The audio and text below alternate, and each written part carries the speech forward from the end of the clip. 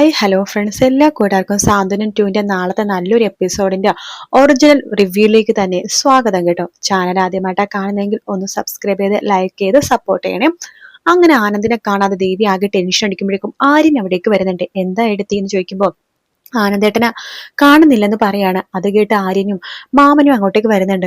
കാണുന്നില്ലല്ലോ, അവൻ പിന്നെ ഇറങ്ങിപ്പോയോ എന്ന് ആകാശ് ഇങ്ങനെ ചോദിക്കുന്നുണ്ട്. ആ സമയത്ത് ദേവി പറയുന്നുണ്ട് തലോണയും ബെഡ്ഷീറ്റും കാണുന്നില്ലെന്ന് പറയണം.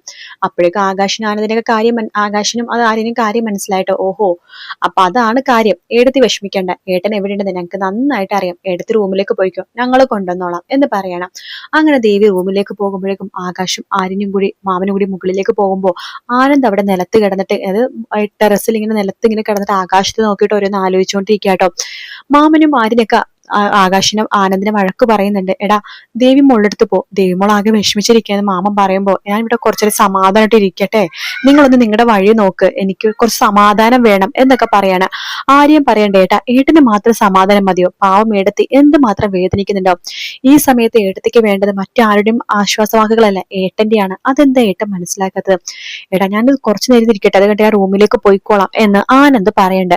ശേഷം അവരെല്ലാവരും കൂടെ അവിടെ സംസാരിച്ചുകൊണ്ടിരിക്കുകയാണ്. അപ്പൊ ആര്യനും ആകാശിനും അതുപോലെ തന്നെ മാമനും ഒരു കാര്യം മനസ്സിലായി. ആനന്ദിന് വല്ലാത്തൊരു വെറുപ്പും ദേഷ്യവും ഒക്കെ ദേവിയുടെ അടുത്ത് ഉണ്ടെന്ന്. ആര്യന് ഭയങ്കര ബുദ്ധിമുട്ടാവാട്ടോ. ഏട്ടൻ എന്താ ഇങ്ങനെ പെരുമാറുന്നത്? ഏടത്തി മനഃപൂർവ്വം ചെയ്ത പോലെ ഏട്ടന്റെ പെരുമാറ്റം. ഇതൊക്കെ കാണുമ്പോൾ എല്ലാത്തിനും കാരണം അനുമോളാണെന്ന് പറഞ്ഞാലോ എന്നൊക്കെ ആര്യൻ ആകാശിനോട് പറയണ്ട. അപ്പൊ ആകാശ് പണ്ട് ഇപ്പൊ എന്തായാലും പറയണ്ടടാ, പറഞ്ഞിട്ടും കാര്യമൊന്നുമില്ല. എന്നാലും ഏടത്തിനെ തന്നെ കുറ്റപ്പെടുത്തുള്ളൂ. അവിടെ അടി ഉണ്ടാവുന്ന സമയത്ത് ഏടത്തി എന്തിനാണ് നടുക്ക് പോയി നിന്നത് എന്നൊക്കെ ചോദിച്ചിട്ട് പിന്നെ അതിന് പ്രശ്നം ഉണ്ടാകും. അതുകൊണ്ട് ഈ പറഞ്ഞുകൊണ്ടൊന്നും വലിയ ഗുണം ഉണ്ടാവില്ല, ഗുണത്തെക്കാളേറെ ദോഷേ ഉണ്ടാവുള്ളൂ. നമുക്ക് ഏട്ടനെ പറഞ്ഞ് മനസ്സിലാക്കാൻ വേണ്ടി ശ്രമിക്കാം എന്നൊക്കെ ഇങ്ങനെ പറയണ്ട ആകാശം. അങ്ങനെ എല്ലാവരും കൂടി അന്ന് ടെറസിൽ ആനന്ദിന്റെ കൂടെ കെട്ടിപ്പിടിച്ച് കിടന്ന് ഉറങ്ങാട്ടോ ചെയ്യണത്. പിറ്റേ ദിവസം രാവിലെ തന്നെ ആര്യൻ പുറപ്പെടുവാണ് മിത്രനെ കൂട്ടിക്കൊണ്ടുവരാൻ വേണ്ടിയിട്ട്. അപ്പൊ മിത്ര വണ്ടിയിൽ കയറുന്നുണ്ട് കേട്ടോ. അപ്പൊ മിത്ര പറയണ്ടോ, എന്താ എത്ര നാളായി അമ്മയുടെ ഭക്ഷണം കഴിക്കാൻ കൊതിയായിട്ട് വയ്യ. ഞാനേ വേറെ ആർക്കും അധികം ഒന്നും മേടിച്ചില്ല കേട്ടോ ആര്യ. ദേവിയടുത്തേക്ക് കുറച്ച് നല്ല സ്വീറ്റ്സ് കിട്ടുന്ന കടയുണ്ടായിരുന്നു, ഷോപ്പ്.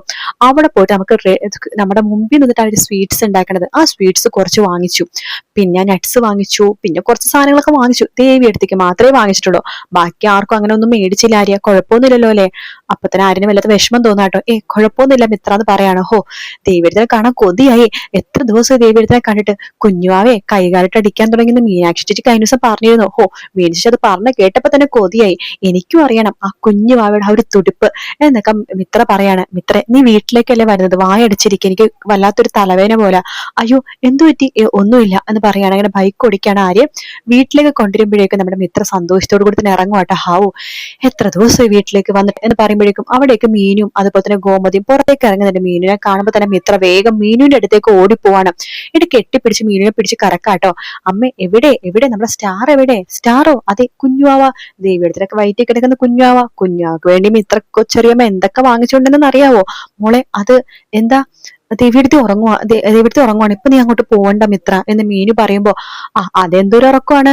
ദേവിയെടുത്ത് ഉറങ്ങിക്കിടന്നാലും കുഴപ്പമില്ല, വയറ്റിലെ കുഞ്ഞാവ എഴുന്നേറ്റ് കിടക്കായിരിക്കും. എനിക്ക് ആ തുടി പറയണം. കഴിഞ്ഞ ദിവസം വിളിച്ചപ്പോ മീനു ചേച്ചി പറഞ്ഞില്ലേ ആ കുഞ്ഞാവ കൈകാലിട്ട് ഇങ്ങനെ അടിക്കുന്നുണ്ടെന്ന്. അതെനിക്കൊന്ന് അറിയണം. മാറിക്ക്, ഞാൻ എന്റെ ദേവിയെടുത്തിനെ കാട്ടെ, മാറ് എന്നൊക്കെ പണ്ടി വിളിച്ചിട്ട് വേഗം തന്നെ ദേവിയുടെ അടുത്തേക്ക് പോവാണ്. ദേവിയെടുത്തി എന്ന് പറഞ്ഞ് പോകുമ്പോ ദേവി മിത്ര നീ എത്തിയോന്ന് പറഞ്ഞിട്ട് മിത്രനെ കെട്ടിപ്പിടിക്കാട്ടോ. ദേവിയെടുത്തിന് മുഖം ആകെ വാടി തളർന്നിരിക്കണം. മനസ്സിലായി, ഛർദിലായിരിക്കും അല്ലെ? മാറിയില്ലേ ദേവിയെടുത്തി? ദേവിയെടുത്തേക്ക് വേണ്ടി എന്തൊക്കെയാ കൊണ്ടുവന്നെന്ന് നോക്കിക്കേ. കുഞ്ഞാവക്കും ദേവിയെടുത്തേക്ക് വേണ്ടിയിട്ട് അങ്ങനെ എല്ലാം കൊണ്ടുവന്നത്, വേറെ ആർക്കും ഒന്നും കൊണ്ടുവന്നിട്ടില്ല കേട്ടോ എന്നൊക്കെ പണ്ടിനെ കൊടുക്കാണ്. അത് കേൾക്കുമ്പോ തന്നെ ദേവി പൊട്ടിക്കരയാട്ടോ. ആ സമയത്ത് ഗോമതി മീനും കൂടി ചേർന്ന് മിത്രനെ അപ്പുറത്തെ റൂമിലേക്ക് കൊണ്ടുപോയിട്ട് കാര്യങ്ങളൊക്കെ തുറന്നു പറയാണ്. കുഞ്ഞ് നഷ്ടപ്പെട്ട കാര്യങ്ങളൊക്കെ പറയാട്ടോ. അത് കേൾക്കുമ്പോൾ മിത്ര പൊട്ടിക്കരയാണ്. മിത്ര പറയണ്ട്, എന്റെ ദേവിയെടുത്തിന് ഈ ഒരു അവസ്ഥയിലാക്കിയത് അലോകാണെങ്കിൽ അവനോട് ഞാൻ പകരം വീട്ടിയിരിക്കും. അങ്ങനെ മിത്ര നാളെ പകരം വീട്ടാൻ പോകുന്ന ഭാഗമാണ് നാളത്തെ എപ്പിസോഡിൽ നമ്മൾ കാണാൻ വേണ്ടി പോകുന്നത്. വീഡിയോ ഇഷ്ടപ്പെട്ടാൽ ലൈക്ക് ചെയ്യുക, സബ്സ്ക്രൈബ് ചെയ്യുക, കമന്റ് ചെയ്യുക. മറ്റൊരു വീട്ടിൽ കാണാം. Take care, bye bye.